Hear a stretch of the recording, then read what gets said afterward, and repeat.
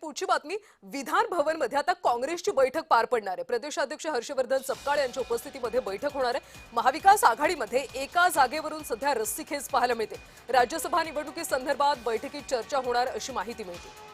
विधान भवनामध्ये काँग्रेसची एक महत्त्वाची बैठक आज पार पडते। राज्यसभेच्या एका जागेवरून सध्या महाविकास आघाडीमध्ये बरीच रस्सीखेच पाहायला मिळते।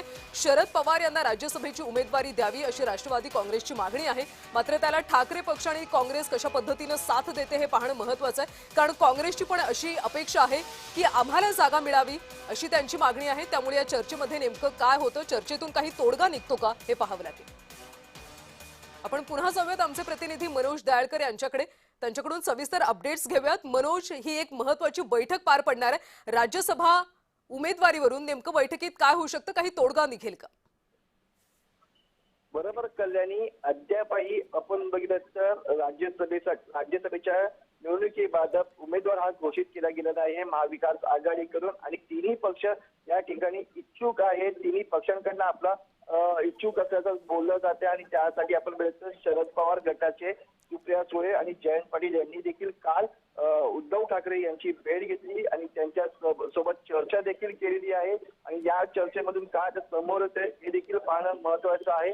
तसंच आपण बघितलं या अगोदर देखील महाविकास आघाडीची विधान भवनामध्ये बैठक झाली होती। हर्षवर्धन सपकाळ यांच्या उपस्थितीमध्ये बैठक झाली होती, तेव्हा शिवसेना उद्धव ठाकरे गट कोणीही या ठिकाणी नेते या ठिकाणी उपस्थित नव्हते। आणि आता देखील आपण बघितलं हर्षवर्धन सपकाळ हे विधान भवनामध्ये दाखल झालेले आहेत आणि त्यांची आता काँग्रेसच्या नेत्यांसोबत बैठक पार पडणार आहे। आणि यामध्ये आपण बघितलं राज्यसभेच्या निवडणुकीच्या उमेदवारीबाबत चर्चा देखील केली जाणार आहे। त्यामुळे या ठिकाणी अलबेल हे आपण बघितलं सातत्याने महाविकास आघाडीमध्ये दिसून येते, कारण की एकच जागा महाविकास आघाडीमध्ये आहे आणि या एका जागेसाठी तिन्ही पक्ष इच्छुक आहेत। त्यामुळे या ठिकाणी कोणाच्या नावाची वर्णी लागते हे देखील तेवढंच पाहणं महत्त्वाचं आहे, कारण एका ठिकाणी काँग्रेस दावा करते, एका ठिकाणी उद्धव ठाकरे गट दावा करतो आणि आपण बघितलं या ठिकाणी राष्ट्रवादी शरद पवार गट देखील आपला दावा करत आहे। त्यामुळे एका जागेवरती त्या कोणाच्या नावावरती या ठिकाणी शिक्कामोर्तब होतं हे पाहणं महत्त्वाचं। पण या ठिकाणी आपण बघितलं विधान भवनामध्ये हर्षवर्धन सपकाळ हे दाखल झालेले आहेत आणि त्यांच्या उपस्थितीमध्ये